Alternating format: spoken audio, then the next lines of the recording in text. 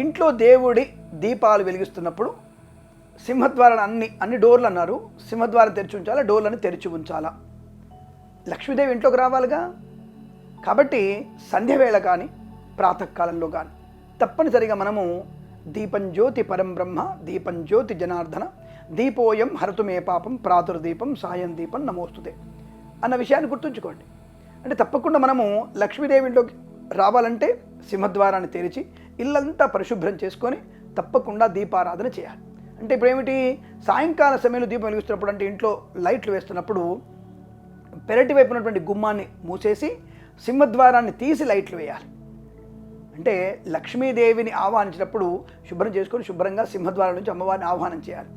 మరి వచ్చిన అమ్మవారి వెనక్కి వెళ్ళిపోతున్న భావనతో కాదు, దరిద్ర దేవత రాకుండా వీధి అంటే వెనక పెరటి గుమ్మలో ఉన్నటువంటి ఆ యొక్క తలుపు మూసేసి ముఖ్యమైనటువంటి ప్రధాన ద్వారాన్ని తెరిచి దీపారాధన చేసుకోవడం మంచిది.